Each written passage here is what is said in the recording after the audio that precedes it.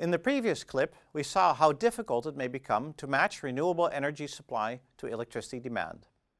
Well, improving the flexibility of the system will reduce the scale of the problem, even if I don't think it will remove it all the way. A number of flexibility options can help to dampen the price volatility of renewable energy markets. They are dispatchable generation capacity, demand response, transmission, and storage. Dispatchable generation capacity, like gas plants, can be ramped up and down easily.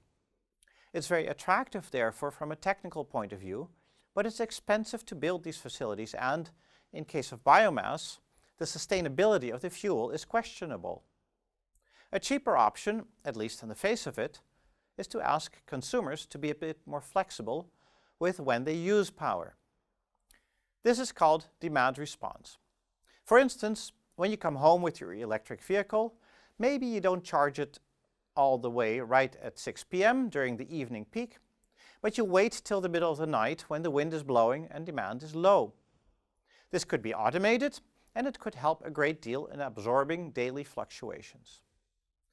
However, if we don't have wind for a week in the middle of the winter and there's not much sun either, you will still want to drive your car.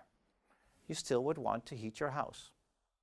So one limitation of demand response is that it works on a shorter time scale than some of the renewable energy shortages that we may encounter.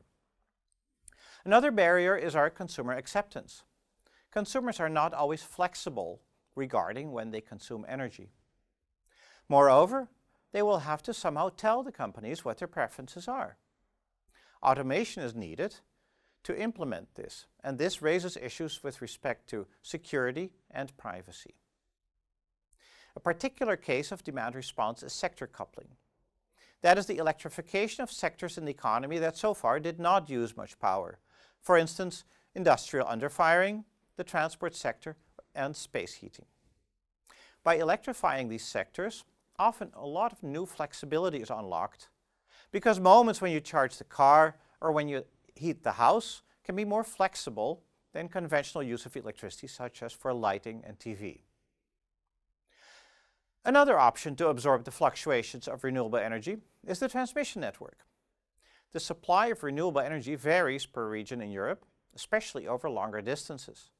There are large variations in the output of solar and wind energy, and also hydropower is available in some regions. And demand is also not perfectly correlated between different European countries. Transmission does not eliminate the problem. There will always be hours when there's not enough solar, wind, and hydropower in Europe to meet demand. But it does smooth out the variations and so reduces the scale of the problem. Plus, it improves the stability of the system, and it is relatively cheap. An obvious solution to deal with the mismatch between solar and wind on the one hand and demand on the other is to store electricity. Currently, this is very expensive. And while the cost of storage is dropping rapidly, the volume of energy that needs to be stored to handle a week without much wind or solar power is daunting. In the long run, though, we don't see how a power system could function in an all-renewable manner without storage.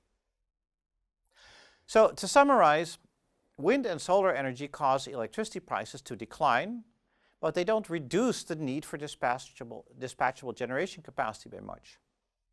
Demand response and transmission capacity help, but won't solve the problem altogether.